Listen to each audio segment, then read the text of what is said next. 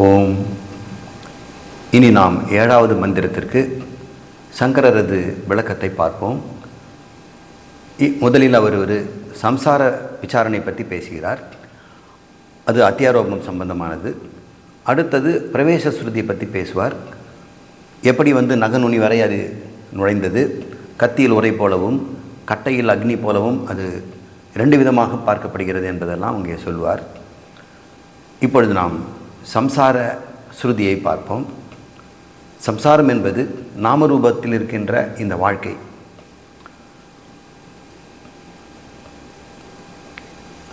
சங்கர் கேட்கிறார், இந்த வேதம் எத்தனையோ சாதன சாத்தியங்களை நமக்கு கர்மகாண்டத்தில் சொல்லித்தருது. பல வகையான யஜ்ஞங்கள் பார்க்கிறோம். 400 வகையான யஜ்ஞங்கள் இருக்கிறது. மனித வாழ்க்கையிலேயே 21 யஜ்ஞங்களை செய்வான். இன்னும் என்னென்னவோ இருக்கிறது. யஜ்ஞங்களை விட்டு தள்ளுங்க. மனிதர்கள் எத்தனை தொழில் செய்கிறாங்க. ஒரு மெட்ரோபாலிட்டன் சிட்டி, பெங்களூரோ அல்லது சென்னையோ நியூயார்க்கோ, அங்கே போனால் மனிதர்கள் எத்தனையோ தொழிலில் ஈடுபடுறாங்க. நீ என்ன பண்ணுற சார்? நான் ஒரு வியாபாரி. நீ என்ன வியாபாரம் பண்ணுற? நான் துணி வியாபாரம் பண்ணுறேன். நீங்கள் என்ன வியாபாரம்? நான் ஐடி ப்ரொஃபஷனல். நான் ஒரு டாக்டர். டாக்டர்லேயே எக்ஸ்ரே எடுக்கிறவர், எம்ஆர்ஐ எடுக்கிறவர், இரத்த பரிசோதனை செய்கிறவர், இப்படின்னு எத்தனை தொழில் செய்கிறாங்க. ஹாஸ்பிட்டல் கூட போனோம்னா எத்தனை சிப்பந்திகள், ஒவ்வொருத்தருக்கும் தனித்தனி வேலை, தனித்தனி சம்பளம். இத்தனை சாதனங்கள் வச்சுட்டு என்ன தான் பண்ணுறான்? ஏதோ சாத்தியம் பணங்கிறத ஒன்று உண்டாக்குறான். கொண்டு போகிறவங்களும் பணத்தை கொண்டு போய் கொடுத்துட்டு ட்ரீட்மெண்ட் எடுக்கிறாங்க. முதுகு தண்டுக்கு ஒருத்தருக்கு போகிறான், தோள்பட்டைக்கு ஒருத்தன் போகிறான், குடலுக்கு ஒருத்தன் போகிறான், குழந்தை பெற்றுக்க ஒருத்தனுக்கு போகிறாங்க ஒரு அம்மா. ஒவ்வொருத்தரும் தனித்தனி டிபார்ட்மெண்ட்டுகள், ஆயிரக்கணக்கான சிப்பந்திகள், ஆயிரக்கணக்கான டாக்டர்கள். இத்தனை சாதனங்களா? ஹாஸ்பிட்டல் மட்டும். பள்ளிக்கூடத்தில் போயிட்டோம்னா எத்தனையோ பாடத்திட்டங்கள், எத்தனையோ கோர்சஸ் நடத்துகிறாங்க. இந்த மூச்சு பயிற்சி சொல்லிக் கொடுக்குற குருநாதர்களும் 100கணக்காக இருக்கிறாங்க. என்கிட்ட வாங்க, இதை செய்கிறேன், அது செய்கிறேன். ஏன் இத்தனை விதமான சாதனங்கள், இத்தனை முயற்சிகள் இருக்கிறது? ஏனென்றால் மனிதர்களுக்கு அத்தனை ஆசைகள், தேவைகள் அவ்வளோ இருக்கிறது. தேவைகள் 1000, அதனால் சாதனங்கள் 1000. ஆனால் மோட்சம் என்கின்ற ஒரு சாத்தியத்துக்கு மட்டும் ஒரே ஒரு சாதனம் தான். மோட்சம் என்கிற சாத்தியத்திற்கோ ஒரே ஒரு சாதனம் தான் உள்ளது அப்படின்னு சங்கரர் சொல்கிறார். ஒரு எதிர்வாதி சொல்கிறான், இல்லையே, ஜபம் பண்ணியோட மோட்சம் அடையலாம். இந்த தியாகராஜ பிரம்மர் பாட்டு பாடியே மோட்சம் அடைஞ்சிட்டார். ராமர் மேலேயே பாடி போயிட்டார். சில பேர் பிரார்த்தனை செய்து பூஜை செய்து பண்ணியிருக்கிறார்கள். எனக்கு தெரிஞ்ச நிறைய சித்தர்களெல்லாம், திருமூலர் போன்றவங்களெல்லாம் தியானம் பண்ணியே மோட்சம் அடைந்ததாக சொல்கிறார்கள். சாங்கியர்கள், யோகர்களும் தியானம் ஒன்றே போதும் என்று சொல்கிறார்கள். ஞானம்லாம் வேண்டாங்கிறாங்க. ஜபம் பண்ணால் போதுங்கிறான், பிரார்த்தனை பண்ணுறான். ஒரு ஆனந்த மார்க்கம் அப்படின்னு ஒரு மைசூர் கிட்ட, உடுப்பி கிட்ட ஒருத்தருக்குறாங்க. அங்கே மோட்சம் ஒன்றே வருதான், ராமர் பஜன் தான். ஸ்ரீராம ஜெயராம ஜெய ஜெயராம், ஸ்ரீராம ஜெயராம ஜெய ஜெயராம். இதையே தான் தொடர்ந்து டமார் அடிச்சுக்கிறாங்க, உடுக்கு அடிக்கிறாங்க, சுற்றி சுற்றி வராங்க. இது செய்தால் மோட்சம் கிடைக்குங்கிறாங்க. இப்போ நீங்கள் போனாலும், நானும் 30 வருஷத்துக்கு முன்னாடி போன மாதிரியே தான் இன்றைக்கும் இருக்குது. அங்கே குருநாதரை பார்க்கணும், அவர் துளசி மாலையை கொடுக்குறார், இந்த ஜபத்தை செய்யுங்கிறாரு. எல்லோரும் சுற்றி ஜபம் பண்ணுறாங்க, வேலைக்கு சாப்பிட்றாங்க, மீதி நேரத்தில் ஜபம் பண்ணுறாங்க. என்ன இது? சாப்பிட்றது ஜபம் பண்ணுறது, சாப்பிட்றது ஜபம் பண்ணுறோம். எதுக்கு? மோட்சத்துக்கு. இத்தனை சாதனங்கள் எப்படி வந்தது? நீங்கள் சொல்கிறீங்க மோட்சத்துக்கு ஒரே சாதனங்கிறீங்க. இத்தனை சாதனங்கள் இருக்குதுன்னு சொல்கிறாங்களே, இதெல்லாம் சாதனங்கள் தானே. பக்தி பண்ணுறது ஒரு சாதனை தானே. ஒருத்தர் குருநாதரே பக்தி பண்ணிகிட்ருக்கிறாங்க. பெரியவாள் காஞ்சி பெரியவாள்னு சொல்லி பஜனை செய்வதும், அவரை பாடுவதும், அவருக்கு புகழ் செய்வதும், பக்தி செய்வதும், பூஜை செய்வதும் இருக்கிறாங்க. அதே அந்த காஞ்சி மடத்தில் இருக்கவங்களோ, மற்ற மடங்களில் இருக்கவங்களோ ஏதோ ஒரு தெய்வ விக்கிரத்தை வச்சு பக்தி பண்ணிகிட்ருக்குறாங்க. 6 கால பூஜை பண்ணிகிட்ருக்குறாங்க. எதுக்கு பண்ணுறாங்க இதெல்லாம்? முக்தி என்று சொல்கிறார். ஆனால் முக்திக்கு சங்கரர் சொல்ல ஒரே ஒன்று தான் இருக்குங்கிறார். மீதியெல்லாம் முக்தி தராதுங்கிறார்.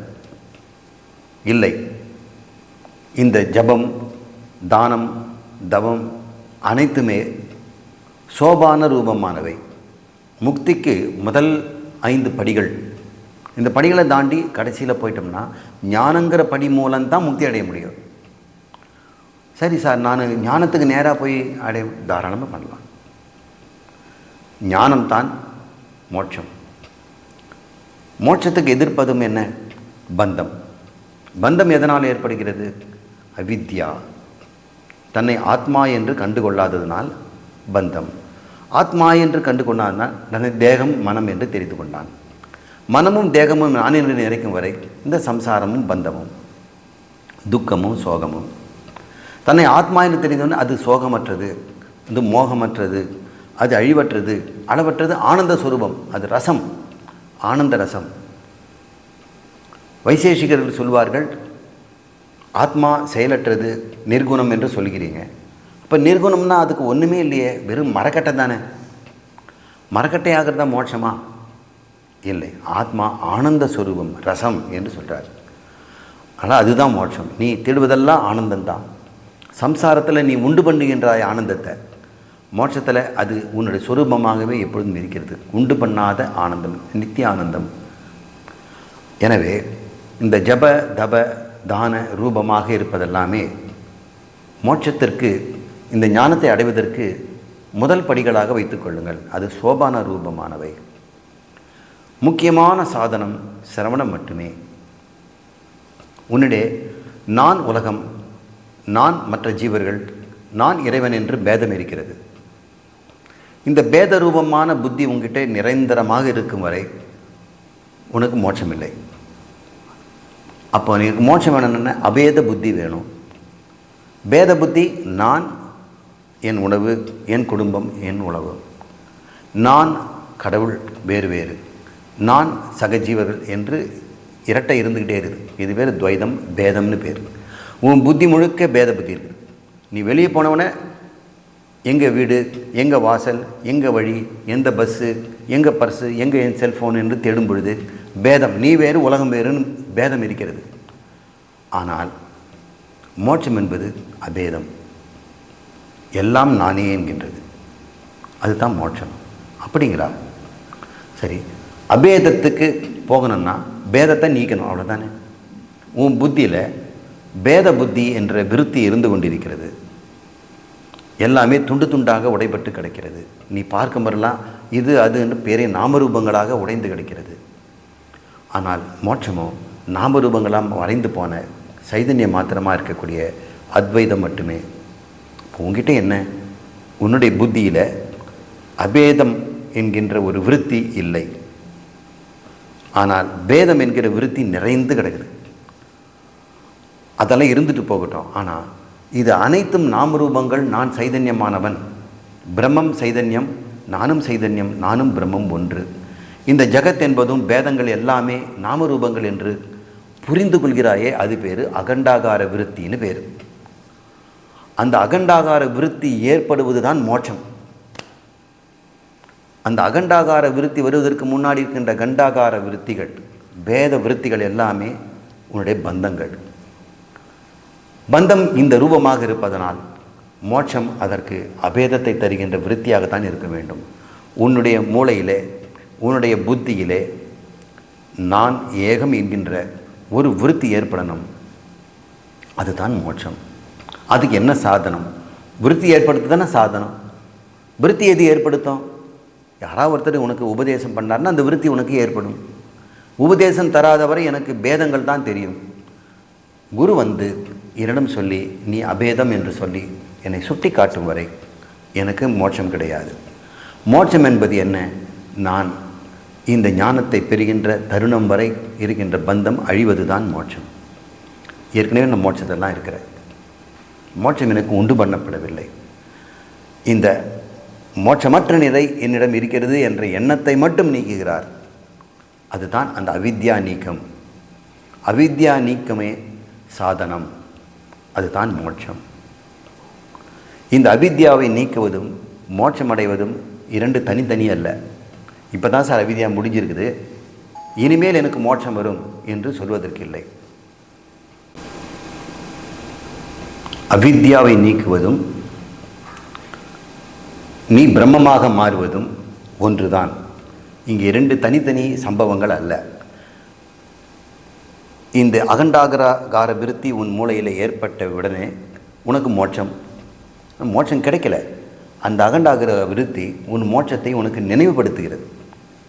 நீ பந்திக்கப்பட்டவன் அல்ல என்பதை உனக்கு சுட்டி காட்டுகிறது. அதனால் மோட்சம் நீ அடையவில்லை, மோட்சம் இருப்பதை உனக்கு காட்டி கொடுப்பது தான். இதற்கு என்ன சாதனம் வேணும்? காட்டி கொடுக்கின்ற சாதனம் வேணும், அவ்வளவுதானே தவிர ஜபமோ தானமோ அல்லது யஜ்யங்களோ பக்தியோ பிரார்த்தனைகளோ தீர்த்தம் ஆடுவதோ விரதங்களோ இதெல்லாம் உன்னை கொண்டு வந்து சேர்ப்பதற்கு வேண்ட படிக்கட்டுகள் தான் தவிர கடைசியாக மோட்சம் என்பது உன்னை நீ அறிந்து கொள்கின்ற அந்த தருணம் தான். அறிந்து கொள்வது என்ன? நான் ஏற்கனவே மோட்சத்தில் இருக்கின்ற ஒரு உண்மையை தெரிந்து கொள்வது தான். இந்த மாயை என்கின்ற ஒரு காரணம், இந்த நாமரூப கூட்டங்களெல்லாம் நினைவாக இருந்தது இல்லையா? இந்த பிரம்மத்தினம் அந்த நினைவாக இருக்கின்ற பகுதியை தான் நம்ம மாயைன்னு சொல்கிறோம். அந்த மாயையில் நாமரூப கூட்டங்கள், மாயையில் நாகரூப கூட்டங்கள் ஜிப்டு ஃபைல் மாதிரி திரட்டி வைக்கப்பட்டிருக்கிறது. அதை இந்த பிரம்மம் உற்று பார்க்கும் பொழுது நாமரூபங்களெல்லாம் வெளிப்படுவதும் போது அது ஜகத்தாக தெரிகிறது. இந்த ஜகத்து தெரிந்த போதும் நாமரூபம்தான், தெரியாமல் உள்ளிருக்கும் பொழுதும் நாமரூபம்தான். எந்தெந்த பொருள்கள் இயற்கையாக இந்த உலகத்தில் இருக்கிறதோ அல்லது செயற்கையாக நீதான் இனிமேல் உண்டு பண்ணியாயோ அனைத்துமே நாமரூபங்கள் தான். என்னால் நீயே நாமரூபம். இவ்வாறு இந்த பிரம்மத்தின் மீது நாமரூபங்கள் ஏற்றி வைக்கப்படுகின்ற ஒரு விஷயத்தை சங்கரர் நமக்கு அத்தியாரோப விளக்கமாக சொல்லியிருக்கிறார். இந்த அத்தியாரோபம் செய்யப்பட்டது சாதன சாத்தியரூபமான சம்சாரம். இதிலிருந்து விடுதலை என்ன என்பது அத்தியாரோபத்திற்கு நீக்கிவிட்டு அதிஷ்டானமாகிய பிரம்மத்தை அறிவதுதான். அதுதான் மோட்சம் என்று இந்த உரையை நாம் நிறைவு செய்கிறோம். அடுத்ததாக பிரவேச ஸ்ருதி என்று வருகிறது. நகநுனி வரை இந்த பிரம்மம் பிரவேசித்தது. கத்தியில் உரை போலவும் கட்டையில் அக்னி போலவும் அது நிறைந்திருக்கிறது என்று விளக்கிறதை இதை அடுத்த வகுப்பில் நாம் பார்ப்போம். நாம் 7வது மந்திரத்தில் இருக்கின்ற சில வார்த்தைகளை பற்றி பார்த்து கொண்டிருக்கிறோம். அங்கே நகநுனி வரை இந்த பிரம்மம் நுழைந்திருந்தது என்று சொல்லப்பட்டது. அந்த பிரம்மம் எது? நாமரூபமாகிய இந்த ஜகத்தை தன்னிலே நாமரூபமாக பதிவு செய்து வைத்திருந்தது, நினைவு ரூபமாக தன்னில் தேக்கி வைத்திருந்த அந்த பிரம்மம் அவ்யாக்கிருத பிரம்மம் அந்த நாமரூபங்களை வெளிப்படுத்தி ஜகத்தாக வெளிப்பட்டது. அது வியாக்கிருத பிரம்மம். அவ்வாறு வியாக்கிருதமாகிய அந்த பிரம்மம் ஜகத்தாக வெளிப்படுத்தி கொண்ட தன்னை ஜகத்தாக வெளிப்படுத்தி கொள்கிறது. குழந்தை கூட குழந்தை என்ற முறையில் தான் இருக்குது. நாளாக தன்னை அது வெளிப்படுத்திக்கிறது. அது உள்ளே நினைவில் இருக்கக்கூடியதெல்லாம் தன் வாழ்க்கை முறையில் வெளிப்பட்டு படிப்பாளி, உழைப்பாளி, அறிவாளி, நேர்மையானவன், பேச்சு திறமையுடையவன், அழகானவன் என்றெல்லாம் அது எதிர்காலத்தில் மாறுது. வெளிப்படுத்திகிட்டே இருக்குது படிப்படியாக. அதனுடைய உலகம் வெளிப்படுது. அந்த உலகம் அதுக்குள்ளே தான் குழந்தைக்குள்ளே பிறக்கும்போதே அது இருக்கிறது. அது அவ்யாக்கிரதம். அது வளரும் பொழுது அதனுடைய திறமைகள் எல்லாம் பேச்சு திறமையும் கலை திறமையும் உற்பத்தி திறமையும் உழைப்பும் நேர்மையும் சொல்வன்மையும் எல்லாம் படிப்படியாக வெளிவருது. பார்க்கும் பொழுது அதனுடைய உலகம் வெளிவருது. இப்படித்தான் பிரம்மத்திலே இந்த ஒட்டுமொத்த ஜகத்தும் நாமரூபங்களாக மறைந்து உள்ளே இருந்தது. வெளியே வந்தது. வெளிவந்த பிறகு இந்த உலகம்னு சொல்கிறோம். உண்மையிலே அதை ஆராய்ச்சி செய்து பார்த்தால் அதுவும் நாமரூபங்கள் தான். நாமரூபமாக உள்ளே இருந்து நாமரூபமாக வெளிப்பட்டு நாமரூபமாக இருந்து கொண்டு மறுபடியும் நாமரூபமாக உள்ளே இருக்கிறது. அப்போ என்ன தான் இருக்கிறது? பிரம்மமும் நாமரூபமும் தான். அதை தான் வித்யாரண்யர் சொல்வார். அஸ்தி பாதி பிரியம் நாமரூபம் இது அம்ச பஞ்சகம் என்று அவருடைய பஞ்சதசியன நூலில் ஒரு இடத்துல சொல்வார். அஸ்தி என்றால் சத்து, பாத்தி என்றால் ஞானம், பிரியம் என்றால் ஆனந்தம், சச்சிதானந்தம் அல்லது சத்தியம் ஞானம் அனந்தம், அதுதான் பிரம்மம். அதோடு இந்த ஜகத்து நாமரூபமாக இருக்கிறது. அப்போ 2 பொருளாக இல்லை, ஒரே பொருள் தான். அதுக்கு 5 அம்சங்கள், 3 அம்சங்கள் அதனுடைய சொந்த சுரூபம். மீதி அதில் தோன்றி மறைகின்ற ஒன்று, அது நாமரூபம். நாமரூபத்தை நம்ம தனி பொருளாக வைக்க போகிறதில்லை. நான் என்னுடைய சைதன்யத்தில் என்னுடைய பிரஜானத்தில், என்னுடைய கான்ஷியஸில் எத்தனையோ எண்ணங்களை நான் கொண்டு வருகிறேன். அந்த எண்ணங்களுக்கு எடையும் கிடையாது, ஒரு பொருளும் கிடையாது, உங்களுக்கு எந்த பாதிப்பும் கிடையாது. நான் உற்பத்தி செய்ததுனால, எண்ணத்தை வெளிவிட்டதுனால எண்ணங்கள் அற்றவனாக நான் அழிந்து போவதும் கிடையாது. கொஞ்சம் கொஞ்சமாக எண்ணிக்கொண்டு எண்ணங்களெல்லாம் வெளியே போனோன்னே நான் சிறுசாகி என் பிரம்மத்தன்மை போயிடுச்சுன்னெலாம் சொல்ல முடியாது. எண்ணங்கள் 1000 கோடி கோடியாக வந்தாலும், அங்கே எனக்குள்ளே மறைந்தாலும் அதை கணக்கிலே எடுத்துக்கொள்வதில்லை. பிரம்மம் எப்பொழுதும் பூர்ணமாக இருக்கிறது. அதுபோல் நான் கான்ஷியஸாக என்னுடைய சைதன்யம் பூர்ணமாக இருந்து கொண்டிருக்கிறது. கடந்த பல வருடங்களாக 40, 50, 60, 70 வருடங்களாக நான் வாழ்ந்தபோது என்னவெல்லாம் என் எண்ணங்களில் தோன்றியனவோ அதெல்லாம் என்னை குறைக்கவும் இல்லை, தேய்க்கவும் இல்லை, மூப்பும் இல்லை, சாவும் இல்லை. நான் உள்ளபடியே அப்படியே இருக்கிறேன். அதனால் பிரம்மத்திற்கு சத்தியம் ஞானம் அனந்தம் அஸ்திபாதி பிரியம் என்று சொல்கிறார். கூடவே ஜகத்தும் அது தோற்றி மறைவைப்பதனால இந்த ஜகத்தை நீங்கள் கடினமான ஒரு பொருளாக பார்க்கிறீர்கள். ஆனால் உண்மையிலே ஆராய்ச்சி செய்து பார்த்தால் அது வெறும் பெயரும் சொல்லும் தான். சொல்லும் பொருளுமாக அது இருக்கிறது. Words and meaning. அதை நாமரூபம் என்று பஞ்சதசியில் அவர் சொல்வார். அஸ்திபாதி பிரியம் நாமரூபம் இது அம்ச பஞ்சகம் என்று சொல்வார். இவ்வாறு சொல்லப்பட்ட நாமரூபங்களாக வெளிப்பட்ட இந்த ஜகத்தில் பிரம்மம் எப்படி இல்லாமல் போயிடும்? ஏன்னா நாமரூபங்கிறதே ஒரு எண்ணங்கள். என்னுடைய எண்ணத்தில் நான் எப்படி இல்லாமல் இருப்பேன்?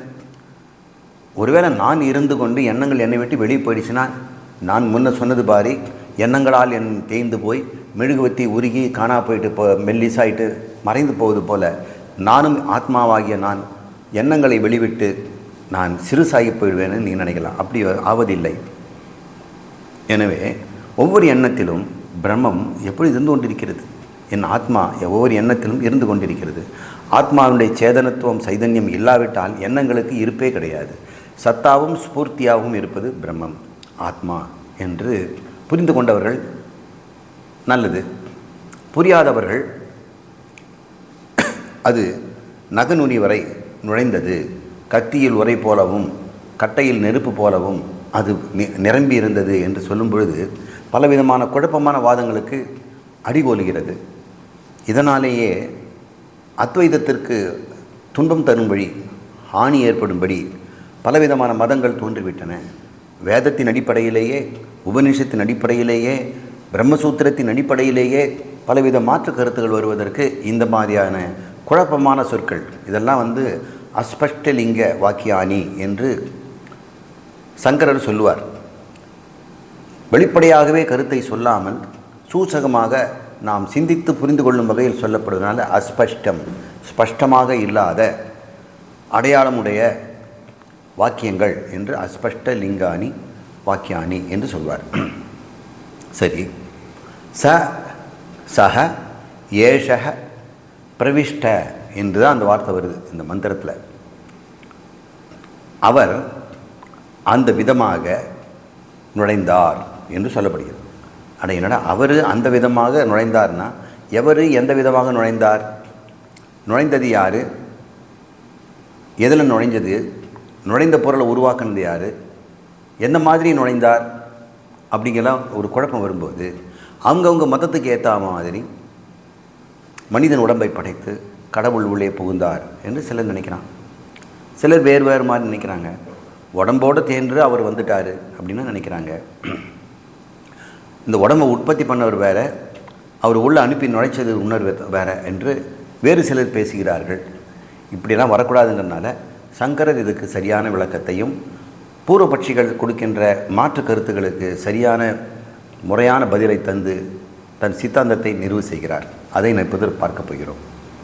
பரமாத்மா ஜீவரூபமாகவே சரீரத்தில் நுழைந்தார் என்பது தான் சக ஏஷ பிரவிஷ்ட. பிரவிஷ்ட என்றால் நுழைதல், ஏஷ என்றால் ஜீவரூபமாகவே, சக என்றால் பரமாத்மா. பரமாத்மா ஜீவரூபமாக ஜீவாத்மாவாக சரீரத்தில் நுழைந்தார் என்பது நாம் புரிந்து கொள்ள வேண்டிய விஷயம்.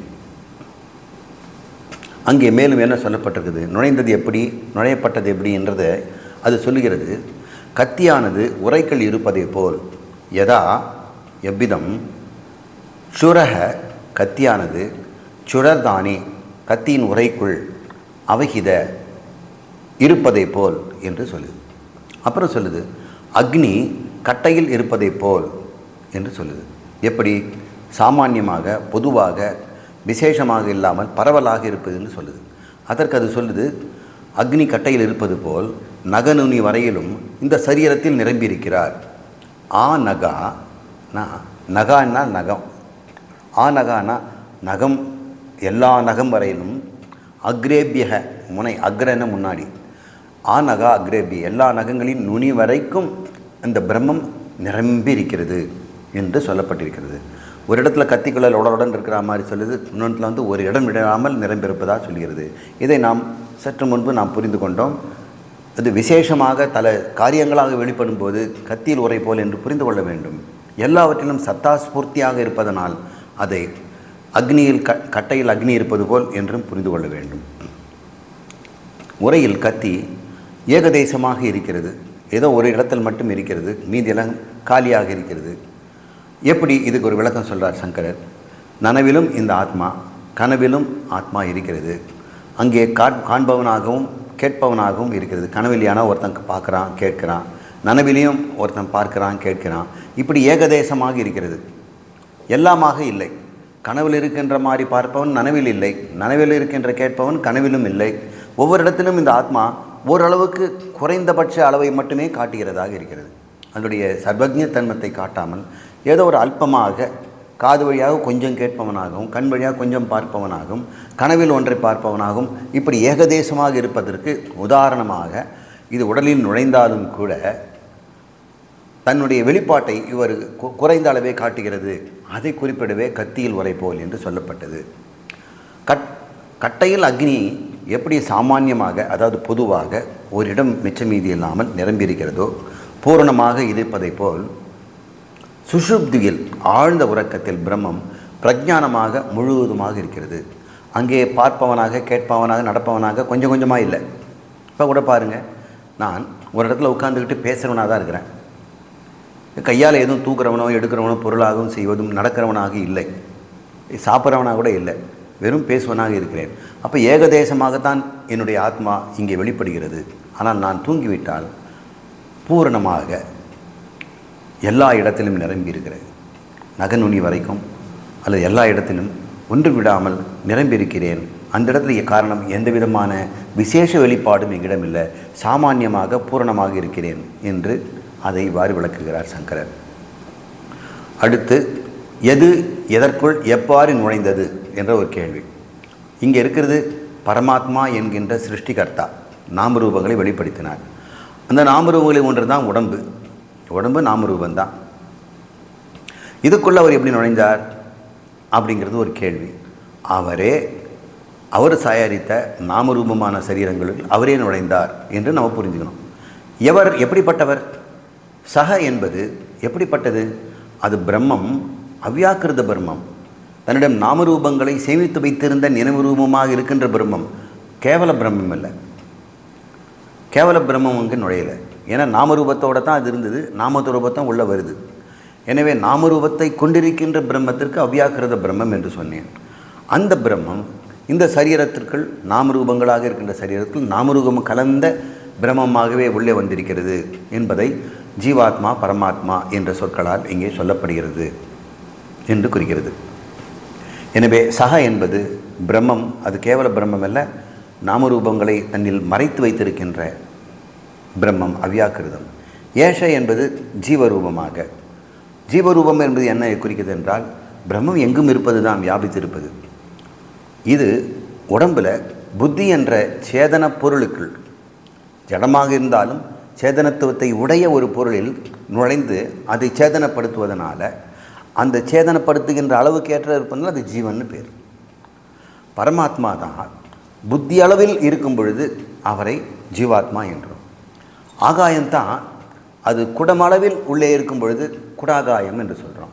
அப்போ குடம் என்ற சரீரம் என்பதையோ புத்தி என்பதையோ இந்த பானை என்று எடுத்துக்கொண்டால், ஆத்மா உள்ளே இருந்து அது இந்த அளவுக்கு இந்த வடிவத்தில் தன்னை காட்டிக்கொள்வதனால இந்த ஜீவாத்மா பானை ஆகாசம் என்று சொல்கிறோம். அதுபோல் சரீரம் அளவில் அந்த ஆத்மா புத்தியிலிருந்து கொண்டு பிரகாசிப்பதனால புத்தியில் இருந்து கொண்டு நடப்பதும் செய்வதும் பேசுவதும் காண்பதும் செய்வதனால அதை ஜீவாத்மா என்று சொல்கிறோம். அப்போ புத்திக்குள் புகுந்த பற்றி தான் இப்போ பேச்சு. எங்கும் இருக்கின்ற அந்த பரமாத்மா புத்திகள் எப்படி புகுந்தது? புத்தி என்பது சரீரம்னு வச்சுக்கோங்க. இதுதான் இப்போ பிரச்சனை. இப்போ நீங்கள் நல்லா புரிஞ்சுக்கிட்டீங்க. ஆனால் மாற்று கருத்து உடைகள் என்ன சொல்கிறாங்க? தடை சொல்கிறான் ஒருத்தன். சக என்பது மாயையை குறிக்கிறது, நாமரூபத்தை மட்டும்தான் குறிக்குது, பிரம்மத்தை அல்ல. அது நாமரூபமாக அது வெளிப்பட்டு அந்த நாமரூபமே உள்ளே நுழைந்தது என்பது சரி என்று ஒருத்தன் சொல்கிறான். ஏன் இப்படி சொல்லலாம்? இல்லை, எங்கே சகன்னு சொல்லுது, ஏஷன்னு சொல்லுது. நீங்கள் இஷ்டத்துக்கு அது ஜீவாத்மா பரமாத்மான்னு சொல்லும் பொழுது ஏன் இஷ்டத்துக்கு இப்படியும் சொல்லிக்கலாம் இல்லை அப்படின்னு சொல்கிறார். தாராளமாக சொல்லிக்க. இப்போ எப்படி அது சாத்தியம்ன்றதை நம்ம பார்ப்போம். மாயை, நாமரூபங்களாக இருக்கிற மாயை நாமரூபமாக ஜகத்தாக வெளிப்பட்டுடுச்சு. வெளிப்பட்ட பிறகு மறுபடியும் எப்படி உள்ளே புகும்? அப்போ புகுவதற்கு இன்னொரு மாயை வேணும். மாயா வெளிப்பட்டு மாயாவில் புகுந்தது எப்படி சரியாகுமப்பா? பரமாத்மா மாயையிலிருந்து நாமரூபங்களை வெளிப்படுத்தி அதில் புகுந்தது என்பதே சரி. பரமாத்மா மாயையிலிருந்து வெளிப்பட்ட நாமரூபங்களை தான் உள்ளே இருந்து நுழைந்ததை அப்படி சொல்லப்படுவது அது நியாயமாக இருக்குது. மாயையே மாயைக்குள் புகுந்ததுன்னு சொல்கிறது சரியில்லை. உணவு உண்ணப்பட்டதுன்னு ஒருத்தர் சொல்கிறான். அப்படின்னா என்ன அர்த்தம்? உண்பவன் என்ப ஒருவன் இருக்கிறான்னு அர்த்தம் தானே. இங்கே இருந்ததுங்க நிறைய பழம், யாரோ சாப்பிட்டாங்க பொழுது, இதெல்லாம் சாப்பிட்டுட்டாங்க, பழத்தை சாப்பிட்டுட்டாங்கங்கிறோம். பழத்தை சாப்பிட்டுட்டாங்கன்னு சொல்லும் பொழுது இன்னொரு பழம் இன்னொரு பழத்தை சாப்பிடுதுன்னு புரிஞ்சுக்குவாங்களா? பழம் என்பது பயன்படுத்தக்கூடிய பொருள், சாப்பிட பொருள். சாப்பிடுவன் பழமாக இருக்க மாட்டான், அவன் அறிவாளியாக இருப்பான், அது பசி உடையவனாக இருப்பான். இப்போ அறிவுடையது தான் அறிவற்றதில் நுழைய முடியும். நாமரூபங்களோ அறிவற்றது, அது உள்ள நுழையிறது மறுபடியும் அறிவற்றது நுழையுமா? அறிவுடையத்தான் நுழையும். உணவு உண்ணப்பட்டது என்றால் உண்பவன் ஒருவன் இருப்பது அறியப்படுகிறது, அவன் அறிவுடையவனாக இருப்பான். நாமரூபத்தில் புகுந்தது என்று சொன்னால் புகுந்தது எப்படி மாயாவாக நாமரூபமாக இருக்கும்? புகுவது அறிவுடையாதா அல்லவாக இருக்கும். எனவே சங்கரர் இதை தடையை நீக்கிறார். தத் ஏதம் தர்ஹி அவ்யாக்கிருதம் ஆசீத் என்றே மந்திரம் தொடங்குகிறது. எப்படி சொல்லுது? தத் ஏதம் தர்ஹி அவ்யாக்கிருதம் ஆசீத். அந்த தத் என்றது அந்த பிரம்மம் எப்படி இருந்தது? அவ்யாக்கிருதமாக தன்னில் நாமரூபங்களை மறைத்து வைத்து கொண்டதாகத்தான் இருந்தது. அந்த தத்து தான், அந்த தத்துனா யார்? நாமரூபங்களை தன்னில் நினைவு ரூபமாக வைத்திருக்கிறவன் தான் அதை செய்கிறான். இப்போ நீங்கள் எண்ணி பாருங்கள். நான் சைதன்யம், என்னுடன் நாமரூபம் இருக்கிறது. இந்த நாமரூபங்கள் வெளிப்படலை. நாமரூபங்களை என்ன சொல்கிறீங்க? நான் ஒரு பாடல் பாடுகிறேன், அந்த பாடல் நாமரூபங்கள் தானே. கற்பனை என்றாலும் கற்சிலை என்றாலும் கந்தனே நான் உன்னை மறவேன் அப்படின்னு ஒரு பாட்டு. இப்போ இந்த பாட்டை நான் சொல்லுறதுக்கு முன்னாடி என்கிட்ட இருந்ததா இல்லையா? அது இருந்தது எனக்கே தெரியாது. கேட்கும்போது தானாக வருது. அது அவ்யாக்கிருதமாக என்னிடம் இருக்கிறது. அப்போ நான் யார்? நான் பிரம்மம் என்று எடுத்துக்கொண்டால் கற்பனை என்றாலும் கற்சிலை என்றாலும் கந்தனே நான் உன்னை மறவேன் என்ற பாடல் ஜகத்தாக நினைத்து கொள்ளுங்கள். நாமரூப ஜகத்தாக என்னிடம் இருக்கும் பொழுது அவ்யாக்கிருதமாக இருக்கின்ற பிரம்மமாக இருக்கிறேன். அதிலிருந்து தானே இது வெளிவந்தது. அந்த வெளிவந்த அந்த பாடலில் நான் இருக்கிறேனா இல்லையா? நான் கட்டாயம் உள்ளே இருக்கிறேன். அதனால் அதுக்குள்ளே நான் நுழைந்தேன் என்ன அர்த்தம்? அவ்யாக்கிருதமாக இருந்த பிரம்மம் வியாக்கிருதமாக இருக்கிற நாமரூபத்திலே நுழைந்தது என்று தான் எடுத்துக்கொள்ள வேண்டும். அப்படி தான் சொல்லப்பட்டிருக்கிறது. தத்து என்றால் அந்த பிரம்மம் தர்ஹி அவ்யாக்கிருதம் ஆசீஸ், அது அவ்யாக்கிருத ரூபத்தில் இருந்தது என்றே மந்திரம் சொல்வதனால் அது தத் என்பதை பிரம்மம் என்று ச என்பதை புரிந்து கொள்ள வேண்டும். இப்போ தத் என்றால் அதுன்னு எடுத்துங்க.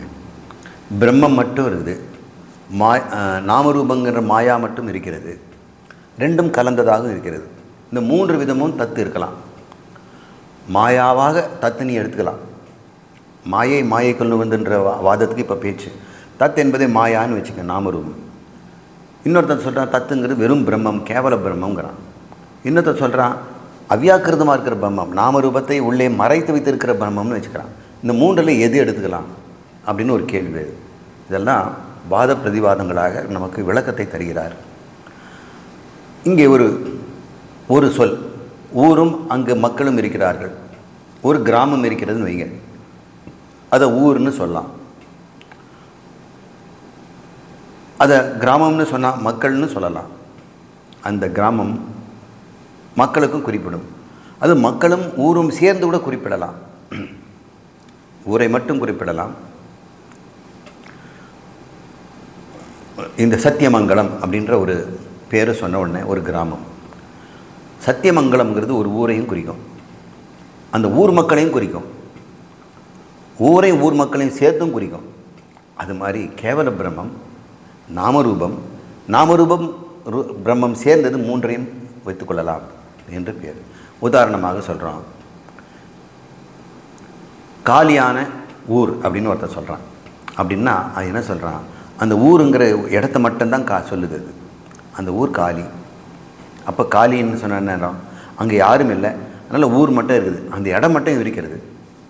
இன்னொருத்தர் சொல்கிறான், ஊரே திரண்டு வந்துடுச்சுங்க அப்படிங்கிறான். இப்போ ஊரை சொல்லலை, அவன் ஊரில் இருக்கிற மக்களை சொல்கிறான். காலியான ஊருன்னும் போது இடம் மட்டும், ஊரே திரண்டு வந்தது அப்படின்னு சொன்னால் மக்களை தான் சொல்கிறது, ஊரை பற்றி சொல்லலை. அந்த ஊருக்கு போயிடாதீங்க அப்படின்னு ஒருத்தன் சொல்கிறான். பண்ணும்போது அந்த இடத்தையும் சொல்கிறான், அந்த ஊரில் இருக்கிற ஜனங்களையும் சொல்கிறான். ஜனங்கள்னா அந்த ஊருக்கு போகிறத பற்றி இவனுக்கு என்ன கவலை, அங்கே இருக்க ஜனங்கள் மோசம்ன்றதுனால ஊரையும் சேர்த்து ஜனங்களையும் சேர்த்து அவன் சொல்கிறான். அப்போ 3 விதமாக தத் என்ற வார்த்தையை புரிந்து கொள்ளலாம். ஒன்று, அவ்யாக்கிருத மாயாவுடன் இருக்கிற பிரம்மம் என்று எடுத்துக்கொள்ளலாம், கேவல பிரம்மம் என்று எடுத்துக்கொள்ளலாம், மாயா மட்டும் என்று எடுத்துக்கொள்ளலாம். நாம் இங்கே அவ்யாக்கிருத மாயாவுடன் இருக்கின்ற பிரம்மம் தான் இந்த சிருஷ்டி செய்த பிறகு நுழைந்தது என்று நீங்கள் புரிஞ்சுக்கணும் அப்படின்னு சங்கரர் சொல்கிறார். தக்க உதாரணங்களை கொடுத்திருக்கிறார். சரீரங்களில் பிரம்மம் நுழைந்தது என்பது குறித்து ஒரு 5 தடை. இந்த உடம்புக்குள்ளே நுழைஞ்சதுங்கிறீங்கள, மாயா எல்லாம் விட்டுடுங்க, இப்போ உடம்புக்குள்ளே வாங்க, உடம்புக்குள்ளே பிரம்மம் நுழைஞ்சது எப்படி அப்படின்னு 5 விதமான கருத்துக்களை முன்வைக்கிறாங்க. அதில் ஒன்று தான் கரெக்டு, அது அத்வைதமாக இருக்கணும். அதுதான் சங்கரர் சொல்லப்படுது. இப்போ நம்ம புரிஞ்சுக்குவோம். ஒருத்தர் சொல்கிறான், வீட்டுக்குள் கதவு இருக்குது, வீடு அதுக்கு ஒரு கதவு இருக்குது, அதன் வழியாக ஒருவன் உள்ளே நுழைந்தான். இது கரெக்டாக இருக்குங்களா? அப்போ பிரவிஷ்ட அனுப்பிரவிஷ்ட என்றால் பிரம்மம் நுழைந்ததுன்னா உடம்புங்கிறதுல ஏதோ ஒரு கதவு இருக்கணும். அந்த கதவை திறந்துக்கிட்டு பிரம்மம் உள்ளே போச்சு. அப்போ பிரம்மம் உள்ளே போகணும்னா அது சிறுசாக தான் போக முடியும். பிரம்மமும் நீங்கள் வந்து ஜெகத் காரணம்னு சொல்கிறீங்க பெருசு, அது உடம்புக்குள்ளே புகுந்ததுன்னா எப்படி? கதவு வழியாக ஒரு ஆள் போகணும்னா அந்த ஆள் அளவுக்கு அது குறுகி தான் போகணும். எனவே நுழைந்தது சிறிய பிரம்மம்னு சொல்கிறேன். நீங்கள் என்ன சொல்கிறீங்க? பிரம்மத்தில் சிறுசு பெருசெல்லாம் கிடையாதுப்பா, அப்போ எப்படிப்பா நுழைஞ்சதுன்னு சொல்கிறீங்க அப்படின்னா சொல்கிறேன். நீ இப்போ சொல்லு, வீட்டை கட்டி முடிச்சிட்டாரு, கட்டி முடித்தவொன்னே ஐயோ உள்ள இடமே இல்லைன்னு ஆகாசத்தை உள்ளே கொண்டு போய் வைப்பாங்களா? கட்டும்போதே ஆகாசம் உள்ளே தான் இருக்கும். அதுபோல் இந்த சரீரம் உண்டாகும் பொழுதே பிரம்மம் உள்ளே இருந்துக்கிட்டு தான் இருக்கும். அது அளவாக சிறுகி உள்ளே போக வேண்டிய அவசியம் இல்லை. சரீரத்துக்குள்ளே ஏன் நுழையணும்? உண்மையிலே பிரம்மத்தில் தான் சரீரமே இருக்குது. நுழைந்தது என்பது ஒரு பேச்சுக்கு சொல்கிறாங்க, குழந்தைகளுக்கு புரியணும். மந்த அதிகாரிகளுக்கு இந்த பிரம்மமும் உடம்பும் ஒரே பொருள்னு சொல்வதற்கு புரிந்து கொள்வதற்கு முன்னாடி சரீரம் ஜடம்னு சொல்லி பிரம்மம் ஆத்மான்னு சொல்லி இது ரெண்டும் இருந்ததுனால்தான் நீ வந்து உயிரோடவும் பேசிக்கொண்டும் இருக்கிறாய் என்று புரிய வைக்கிற வரைக்கும் இந்த மாதிரியான சொற்கள் எல்லாம் இருக்கும். சிருஷ்டியில் பேசும்பொழுது இந்த இடத்துல இருக்கும். அதனால் இது ஒரு பேச்சுக்கு தான். சரி, வேண்டாம். 2வது தடை சொல்கிறேன். மேஸ்திரி என்பவர் ஒரு வீடு கட்டுறவர். அவரை வீட்டுக்குள்ள நுழைகிறாரு. எஜமானன் தான் நம்ம வீட்டுக்கு போகிறான். காசு கொடுத்தவன் வீடு கட்டினவன் அவன் தான் உள்ளே போகிறான். அப்போ வீடு கட்டுறது மேஸ்திரி, உள்ளே நுழையிறது எஜமானன். அது மாதிரி இந்த உடம்பை படித்தது பரமாத்மா, உள்ளே நுழைஞ்சது ஜீவாத்மா, ரெண்டும் வேறு வேறு அப்படின்னு பேதவாதத்துக்கு வந்துடுறாங்க. இது துவைதத்துக்கும் விசிஷ்டாத்வைதத்துக்கும் ரொம்ப வசதியான ஒரு சொல். அப்படி சொல்லியது இந்த உடம்பை கட்டியது பரமாத்மா, உள்ளே நுழைந்தது ஜீவாத்மா, 2 பேரும் வேறு வேறு அப்படின்னு சொல்கிறாங்க. அது ரொம்ப மோசமாக போயிடும். அப்போ விடை சொல்கிறாரு, அவர் படைத்து அவரே தான் நுழைந்தார் என்று தானே அந்த மந்திரம் சொல்லுது. தத்து சிருஷ்டுவா தத்தேவ அனுப்பிரஷ்ட, அது தான் சிருஷ்டி செய்தது, நாமரூபங்களை வெளிப்படுத்துது, அதுவே உள்ள நுழைந்ததுன்னு சொல்லும்போது எப்படி சொல்கிறோம்? தத் சிருஷ்டுவா தத்யேவ அனுப்பிரவிசதே என்று தானே சொல்லப்பட்டிருது. ஒருவர் கைகளை கழுவிட்டு சாப்பிட்டார் அப்படின்னு ஒருத்தர் சொல்கிறான். இப்படி தானே தத் சிருஷ்டுவான்னா அவர் கை கழுவி விட்டு தத்யேவ அனுப்பிரவிச சாப்பிட்டார் என்று சொல்கிறாங்க. இப்போ கை கழுவின ஒருத்தன் சாப்பிட்ட ஒருத்தர் இருப்பானா? அவர் கை கழுவிட்டார் சார் இவர் சாப்பிட்றான்னு சொல்லுவாங்களா? எவன் கை கழுவினான்னு அவன் சாப்பிடுவான். எவன் சிருஷ்டி செய்தான் அவன் போனான்னு தான் உள்ளே சொல்லப்பட்டிருக்கிறது. கழுவியன் ஒருவன் சாப்பிட்டவன் ஒருவன் இன்னொருவனா? இப்போ பிரம்மமே சரீரத்தை படைச்சிட்டு ஜீவாத்மா இன்னொருத்தனை கொண்டது விடணும்னா இன்னொன்று இருக்குதா என்று ரெண்டாவது தடையை நீக்கிறார். மூன்றாவது, தர்க்க ரீதியாக இருக்க நையாயிகள் என்று சொல்லக்கூடிய கௌதமன் வழி வந்தவர்கள், அவர்கள் தர்க்கத்தின் மூலம் தான் எல்லாத்தையும் உண்மையை சொல்வார்கள். அதுவும் நல்ல முறை தான். ஆனால் எல்லாத்தையுமே தர்க்கத்தில் கண்டுபிடிக்க முடியாது என்பது அவர்களுக்கு தெரியாது. அவர்கள் ஒருவன் சொல்கிறான், இந்த தார்கிகள் இந்த சைதன்யம் ஆத்மா என்பதை நாம் எப்படி புரிஞ்சுக்கிறோம்? தூய அறிவு மாத்திரம்னு நினைக்கிறோம். ஆனால் இவன் நினைக்கிறான் அது ஒரு திரவியங்கிறான். எல்லாமே அணு கொள்கையில் பேசுகிறவங்க. அவங்க ஆத்மாவே அணுங்கிறான். கடவுளை பற்றி அவனுக்கு கவலையே கிடையாது. கடவுளோட பெரிய அணுலாம் சொல்ல மாட்டான். இங்கே இருப்பதெல்லாம் அறிவு தான், உடம்பு, உலகம். இதை நான் அணுவிலே வச்சு முடிச்சிடுறேன்ப்பா. இந்த உலகம் செய்வதற்கு நான் 5 திரவியம் போதும். ஆகாசம், வாயு, அக்னி, நீர், நிலம்ங்கிற 5 திரவியம். அப்புறம் காலம், இடம் என்ற 2 திரவியங்கள் 7. அப்புறம் இந்த மனம்ங்கிற ஒரு திரவியம் வேணும். அதில் ஆத்மாங்கிற திரவியம் உள்ளே போகணும். இப்போ எல்லாமே பொருளுங்க. என்கிட்ட 7 புளியங்கொட்டையை கொடுத்துட்டிங்கன்னா 9 புளியங்கொட்டை குடிங்க. 5 புளியங்கொட்டை உடம்புண்டுவேன். இன்னும் 2 புளியங்கொட்டையை காலம், இடம்னு காட்டிடுவேன். அதெல்லாம் ஒரு பொருளாகுங்கிறது. எல்லாம் திரவியம். அப்புறம் அந்த 5 புளியங்கொட்டையில் செய்த உடம்பில் மனங்கிற ஒரு புளியங்கொட்டை போய் வச்சுடுவேன். இப்போ ஆத்மாங்கிற ஒரு அணுவை புளியங்கொட்டையை கொண்டு போய் அதுக்குள்ளே வைப்பேன். இப்படி தான் நடந்துருக்குது. எல்லாம் திரவியங்கிறவன் அவனுக்கு சைதன்யங்கிற ஒன்றை அவனுக்கு ஒத்துக்க விரும்புறதில்லை. அவன் எல்லாம் கண்ணில் பார்க்குறான், எடுக்கிறான், தொடரான். எல்லாமே பொருள்கள். அப்போ என்னுடைய மனமும் பொருளாக தான் இருக்கும், ஆத்மாவும் பொருளாக தான் இருக்கும். அப்போ அவருக்கு பதில் சரியாக சொல்லணும் இல்லையா? ஓப்பா சரி, திரவியம்னு சொல்கிறல்ல, ஒரு பொருள்னு சொன்னால் இன்னொரு பொருள்லேருந்து அதை வேறுபடுத்தி காட்டணும்னா ஒரு குணம் இருக்கணும் இல்லை? இங்கே 9 பொருள் சொன்னேன். என்ன சொன்னேன்? 5 பஞ்சபூதங்கள், 5 திரவியங்கள், திசையும் காலமும் இன்னும் 2. இதெல்லாம் புளியங்கொட்டைன்னு சொன்னேன். ஒரு புளியங்கொட்டை இன்னொரு புளியங்கொட்டையில் வித்தியாசம் காட்ட முடியுமா? எல்லாம் ஒரே மாதிரி தானே இருக்கும். அரிசி ரவை எடுத்துங்க, எல்லாம் திரவியங்கள் இருக்குது. ஒரு காட்டிட்டு இதை எடுத்துகிட்டு மறுபடியும் வச்சுட்டு நான் வச்சது அதே தானா அப்படின்னு கேட்குறேன். அது உன்னால் சொல்ல முடியுமா? அது எதுக்கு பெருசு? எறும்புகளில் ஒரு எறும்பு வந்துடுச்சு போயிட்டுதுன்னா 2வது தடவை அதே எறும்பு வந்ததுன்னா அதே எறும்புன்னு உன்னால் சொல்ல முடியுமா? காக்காவை சொல்ல முடியுமா? தேனீக்களை சொல்ல முடியுமா? ஒரு வித்தியாசம் பண்ணுவதற்கு ஏதாவது இருக்கணும் இல்லை? அப்போ ஒவ்வொரு திரவியத்துக்கும் ஒரு தனி குணம் இருக்கணும் இல்லையா? குணம் இருந்ததுன்னா அப்போ குணியும் அங்கே இருப்பான். குணம் என்பது ஏதோ ஒன்று கூட்டினா தான் ஒரு குணம் உண்டாகும். ஒரு குணம் முதல்ல இருக்காது, சேர்ந்தால் ஒரு குணம் வரும். அப்படி தான் நீங்கள் என்ன நினைக்கிறீங்க? இப்போ பாருங்கள், பாக்கு, வெத்தலை, சுண்ணாம்பு 3 பொருள். 3 சேர்த்து மென்னம்னா சிவப்பு வருது. இந்த சிவப்பு முதல்ல 3ல் இருந்ததா? இல்லை. அப்போ 4வது ஒரு குணம் வெளியே வருது இல்லையா? அப்போ 3 சேர்ந்த, அப்போ சிவப்புங்கிறதுல 3 இருக்கா இல்லையா? அந்த 3 பிரிச்சிட்டோம்னா சிவப்பு போயிடும். அதுபோல் நீ சொல்கிறதெல்லாம் திரவியம்னா மனங்கிற திரவியம் ஏதோ ஒரு பொருளுடைய சேர்க்கையால் தான் வந்திருக்கணும். ஆத்மாவும் கூட அப்போ பார்த்தோம்னா ஏதோ ஒரு பொருளுடைய சேர்க்கையால் தான் அது அந்த குணத்தை அது பெற்றிருக்கும். எல்லாமே ஒரே மாதிரி திரவியம்னா நீ ஆத்மா இது மனம் இது, பஞ்சபூதம் இது எப்படி சொல்லுவேன்? அது வெவ்வேறு மாதிரி அசம்பிள் பண்ணாதானே பார், இப்படி சேர்த்தோம்னா இது ஆத்மா, இப்படி சேர்த்தோம்னா இது மனம் அப்படின்னு சொல்ல முடியும். இப்படி பார்த்தோம்னா அணுக்களே பாருங்கள், ஹைட்ரஜன்ற அணுவை 2 சேர்த்தோம்னா ஹைட்ரஜன்கிறோம், 3 சேர்த்தோம்னா 3 ஹைட்ரஜன், 4 சேர்த்து 4 ஹைட்ரஜன். இன்னும் வித்தியாசம் இல்லையே. ஆனால் அதோட நியூக்ளியஸில் இருக்கிற எண்ணிக்கையை மாற்ற கூட்டி குறைக்கும் பொழுது தானே அது ஹைட்ரஜன், ஹீலியம் அப்படின்லாம் போகுது. அப்படின்னா சேர்க்கப்பட்டதுனால தான் குணம் உண்டாகுன்னு தெரிஞ்சுக்க. ஆத்மாவுக்கும் சேர்க்கப்பட்டதுனால உண்டான ஒரு குணம்னா சேர்ந்தது பிரிஞ்ச ஆத்மா போயிடுமே. அப்போ நீ என்ன சொல்கிற? ஆத்மா நித்தியங்கிற, இந்த திரவியங்களெல்லாம் நித்தியங்கிற. நித்தியம்ங்கிற சொல்லுக்கு உனக்கு அர்த்தமே தெரியல. அநித்தியமான பொருளுக்கு நித்தியன்னு பேர் வைக்கிற. எனவே உன்னுடைய திரவியம் என்கின்ற கான்செப்டே தப்பு அப்படின்னு நியாயவாதிகளை ஒரே அடியில் அடிச்சிடார் சங்கரர். அதுக்கப்புறம் அவங்க பேச வேண்டியது மீதி எதுவுமே பேசினாலும் அது உருப்படாது. திரவியங்கள் குணம் உடையது. குணம் இருந்ததுன்னா அது செயற்கையாக தான் இருக்கும். சேர்ந்தது பிரிந்தால் குணமும் போயிடும். பிரிந்ததுக்கு குணம் இருக்காது, அது ஒன்றும் இருக்காது, மீதி சூன்யந்தான் மிச்சமாக இருக்கும் அப்படின்னு சொல்கிறான். இப்போ சைதன்யம் எல்லையற்றது.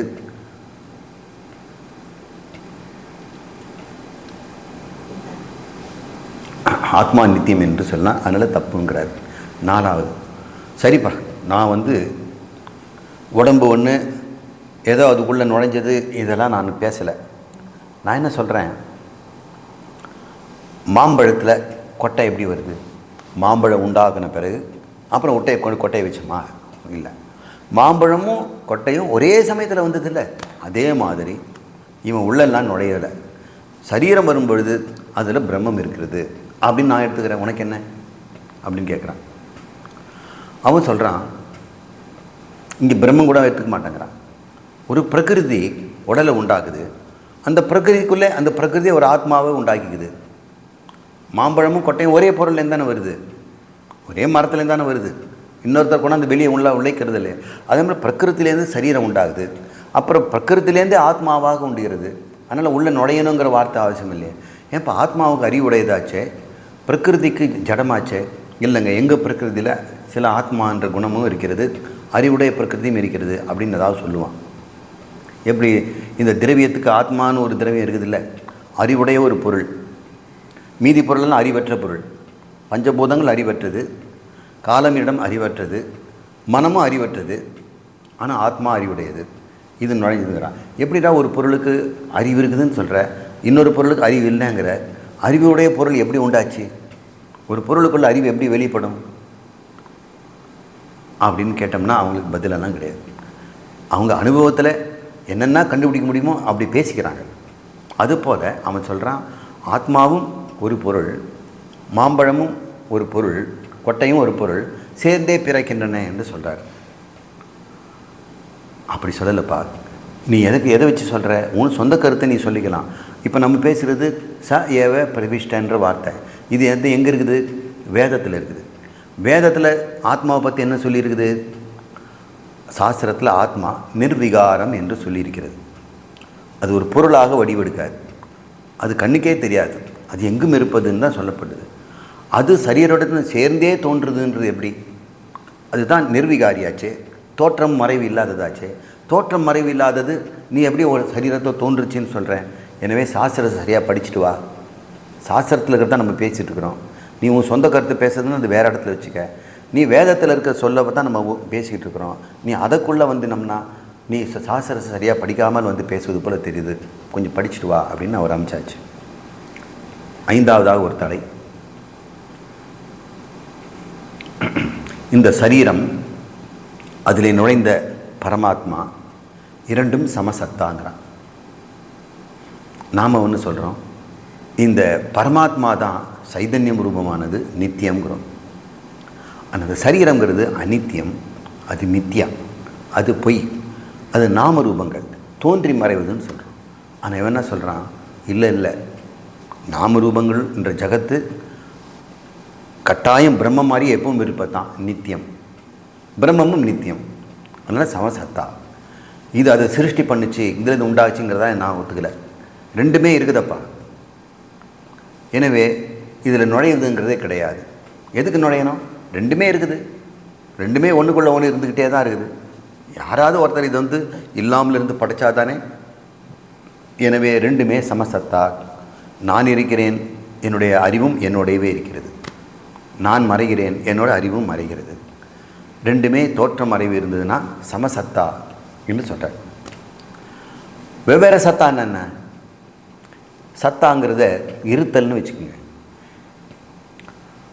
நனவில் நீங்கள் இருக்கிறீங்க, உங்கள் வீடு, வாசல், பொருள், பேனா, பென்சிலு, உங்களுடைய கண்ணாடி எல்லாம் இருக்குது. இதெல்லாம் சமசத்தா. இது எவ்வளோ இருக்குதோ இதே தான் இந்த இடையெல்லாம் நீங்கள் போடுறீங்க, சமசத்தா. கனவில் நீங்கள் இதே மாதிரி ஒரு உடையை போட்டுக்கிட்டு உலகத்தில் நடக்கிறீங்க. அந்த கனவில் இருக்கிறதெல்லாம் சமசத்தா. அங்கே ஒருத்தன் வரான், அவனை தொடறீங்க, கை கொடுக்குறீங்க, சமசத்தா. சமசத்தா இருந்தால் தான் ஒன்று தொட முடியும், ஒன்று உரமாற முடியும். இப்போ நான் கேட்குறேன், கனவுக்குள்ளே இருக்கிறதெல்லாம் சமசத்தா, நனவுக்குள்ளே இருக்கிறதெல்லாம் சமசத்தா. கனவு நனவும் சமசத்தாவா? சமசத்தான்னு என்ன ஆகும்? கனவுக்குள்ளே நான் போய் அங்கேருந்து ஒரு பொருளை எடுத்துகிட்டு இங்கே வரணும். இல்லைன்னா நனவில் ஒரு பொருள் இருந்ததுன்னா செல்ஃபோனு, கனவில் நான் நனவுக்கு பீரோவை திறந்து என் செல்ஃபோனை எடுத்துகிட்டு கனவுக்குள்ளே போகணும். அப்படி போக முடியாது. ரெண்டும் வேறு வேறு சத்தா. அதுபோல் பிரம்மம் ஒரு சத்தா, இந்த ஜகத் வேறு சத்தா. எப்படிப்பட்ட சத்தாங்கிறது தான் மித்யான்னு சொல்கிறோம். இவன் என்ன சொல்கிறான்? அதுவும் சத்து இதுவும் சத்து, சமசத்தா, இங்கே நுழைய முடியாது, சேர்ந்தே இருக்கும் அப்படின்ற மாதிரி அவன் பேசுகிறான். அப்போது சரீரம்ங்கிறத நீ என்ன சொல்கிற?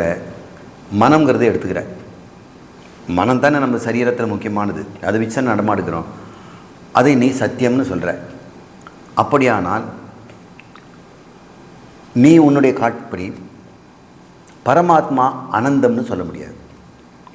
பரமாத்மா ஒரு சத்தா, மனங்கிறது ஒரு சத்தா என்று வைத்துக்கொண்டால் அந்த சத்தாவில் இந்த சத்தா இருக்க முடியாது.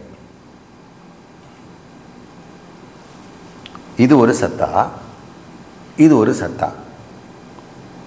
இது பூர்ணம்னு சொல்ல முடியாது, அனந்தம்னு சொல்ல முடியாது. ஏன்னா எல்லாமாக இது இருக்கணும், எல்லாம் இடத்திலும் இருக்கணும். இது ஒன்று இருக்கிறதுனால, இது இல்லை, இது இல்லாததுனால இது ஆனந்தம்னு சொல்ல முடியாது. அப்புறம் மனம்ங்கிறது வேற ஒரு சத்தா, பரமாத்மா வேற ஒரு சத்தானா பரமாத்மாவை நீ அனந்தம்னு சொல்ல முடியாது. அப்போ மனமும் இதுக்குள்ளே வந்தாதான் இது ஆனந்தம். ஆனந்தத்தில் எல்லாம் அடங்கணும். அப்படி சொல்லும் பொழுது பரமாத்மனுடைய அனந்தத்தன்மைக்கு கேடு வரா மாதிரி உன்னுடைய வியாக்கியானம் இருக்கிறது. எனவே நீ வேதத்துக்குள்ளே நிற்கலை, வெளியே போயிட்ட அப்படின்னு அவர் அமைச்சிடுறாங்க. நம்முடைய சித்தாந்தம் தான் என்ன? அதையாவது முடிவாக சொல்லுங்கள். நுழைதல் என்பதற்கு உண்மையான பொருள் என்ன என்றால், பரமாத்மாவை நீ உடலிலேயே பார்க்கலாம். எங்கும் இருக்கின்ற பரமாத்மாவையும் இந்த இடத்திலும் பார்க்கலாம் என்று தான் பிரவிஷ்ட என்று அதில் சொல்லப்படுது. அந்த பரமாத்மா எங்கேயும் போயிடலடா, உன் புத்திக்குள்ளேயும் இருக்கிறார் அப்படிங்கிறத தான் அது இப்படி சொல்லுது. அதில் நுழைந்தார்னு நீ இப்போ ஒன்று ஒரு பொருளில் கையை கொண்டு போய் க்ளவுஸில் விட்டா மாதிரி, பானைக்குள்ளே தலையை விட்டா மாதிரி அப்படின்னு நினச்சிக்க வேண்டாம். எங்கும் இருக்கின்ற ஒரு பொருளை அங்கே சிறப்பாக தனியாக நீ பார்க்க முடியும். பரமாத்மாவை உடலுக்குள் அறிய முடியும். உபலப்தி ஸ்தானம் என்று அதன் பொருள். பிரம்மம் எங்கே, கடவுள் எங்கே, ஆத்மா எங்கேன்னு கேட்குற. உன் புத்தியை பாரு, புத்திக்குள்ளே தான் அது இருக்குது. புத்தியை பிரகாசிக்க செய்வது அதுதான் என்று சொல்லுவது தான் இந்த அத்வைத சித்தாந்தம். அந்த சக ஏவ பிரவிஷ்ட என்ற சொல்லுக்கு அர்த்தத்தை எடுத்துக்குது. வேறு எங்கும் அறிய முடியாத அந்த பிரம்மத்தை, மற்ற இடத்துலாம் இருக்குது, ஆனால் உன்னால் அறிய முடியாது. ஏன்னா அது நான் என்ற பொருளாக இருப்பதனால உன்னை நீ உன்னில் தான் பார்க்க முடியுமே தவிர உன்னை வெளியே போய் பார்க்க முடியாது. வெளியில் இருந்தாலும் கூட நீ பார்க்கறதுக்கு முடியாது. வேறெங்கும் அறிய முடியாததாகிய அந்த பிரம்மத்தை உன்னுடைய சரீரத்தில் சித் சக்தியாக இருக்கின்ற, மனதில் பிரகாசிக்கின்ற பிரஜானமாக நீ அறிய முடியும் என்பதே இந்த வாக்கியத்தின் அர்த்தம். இந்த இதய குகையில் இருப்பாராக யார் அறிந்தாரோ, இருப்பவராக யார் அறிந்தாரோ என்று இன்னொரு வேதம் சொல்லுது. யோ வேத நிகிதம் குஹாயாம். குஹாயாம்னா இந்த இதயம், நிகிதம்னா அதற்குள் உறைந்திருக்கிறது. அதை யார் அறிகிறாரோ அவர் மோட்சம் அப்படின்னு சொல்லப்படுவதனால இவ்வாறு சொல்லும் பொழுது அந்த சொல்லை வைத்து இந்த அர்த்தத்தை புரிஞ்சுக்குங்க. அங்கே என்ன சொல்லியிருக்காங்க? இந்த இதயம் என்ற மனத்தில் குகையிலே யார் இருக்கிறாரோ, அங்கே புகுந்தார்னு சொல்லலை, யார் இருக்கிறாரோ அதைத்தான் இங்கே புகுந்தார்னு சொல்லப்படுது. அது சொல்லுடைய அர்த்தம் அதே அர்த்தம் தான் இங்கேயும் துணிக்கிறது. எனவே யார் ஒருவர் ஒரு புத்தியில் அறிவாக பிரகாசிக்கிறாரோ, யார் இந்த புத்தியிலிருந்து விலகிவிட்டால் புத்தி வெறும் மண்ணாங்கட்டியாக மாறிவிடுமோ, இந்த மண்ணாங்கட்டியாக இருக்கின்ற ஜடமாகிய புத்தி யார் இருப்பதனால் அறிவுடையது போல் நிகழ்கிறதோ, யார் இருப்பதனால் புத்தி அறிவு பெற்று, அந்த அறிவை பெற்றதனால் கண் முதலானவை அறிவை பெற்று உன் சரீரம் அறிவோடும் உணர்வோடும் விழுகிறதோ அவர் காரணமானவர் மிக சுலபமாக உன் புத்தியிலேயே அறிவு சுரூபமாக இருப்பதை கண்டுகொள் என்பது தான் முடிவான அர்த்தம். எனவே எங்கெல்லாம் பிரவேசம் என்று சொல்லி அது நுழைந்தது என்று எங்கெல்லாம் சொல்லப்பட்டிருக்கிறதோ அங்கெல்லாம் இந்த மாதிரிய பொருளில் தான் நாம் அர்த்தத்தை எடுத்துக்கொள்ள வேண்டும் என்று வியாச பகவானே பிரம்மசூத்திரத்தை தெளிவாக சொல்லியிருக்கிறார். அதன் அடிப்படையில் சங்கரரும் தன்னுடைய பாஷ்யத்தில் சொல்லியிருக்கிறார். அதன் அடிப்படையில் தான் 10 உபனிஷத்துக்கும் பிரகதாரண்ய உபனிஷத்துக்கும் சங்கரர் உரை எழுதியிருக்கிறார். இதுதான் அத்வைதத்துக்கு ஆதாரமாக நிறுவக்கூடிய ஒரே விளக்கம். அப்படி இல்லாவிட்டால் அத்வைதம் நிர்மூலமாகிவிடும், அத்வைத ஹானி ஏற்படும். அத்வைத ஹானி ஏற்பட்டால் உனக்கு என்ன சார்?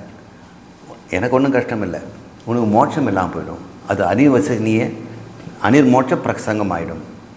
அத்வைத ஹானி வந்ததுன்னா மோட்ச பிரசங்கம், யாருக்கும் மோட்சம் என்பதே இல்லாமல் போய்விடும்.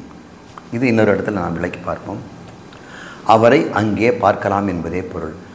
தத்து சக ஏஷ பிரவிஷ்ட என்பதை அவரை அங்கே பார்க்கலாம் என்று புரிந்து கொள். அவரை அங்கே இருக்கிறார். இப்போ கேட்குறார், கோபாலகிருஷ்ணன் எங்கே சார்? மணி என்னாச்சு? 3:30. இப்போ நீங்கள் பார்த்தீங்கன்னா அந்த ஆஃபீஸுக்கு பக்கத்தில் ஒரு கேன்டீன் இருக்கும், அங்கே டீ குடிச்சிட்டு நிற்பார் அப்படின்னு சொல்லலாம். அவரை அங்கே பார்க்கலாம். பிரம்மத்தை எங்கே பார்க்கலாம் சார்? அவரை உன் இதயத்தில் பார்க்கலாம் என்பது தான் சக ஏவ பிரவிஷ்ட என்பதன் பொருள் என்று சங்கரர் முடிவு செய்கிறார். மேலும் சில தடைகள்லாம் வருது, அதை அடுத்த வகுப்பில் பார்க்கலாம்.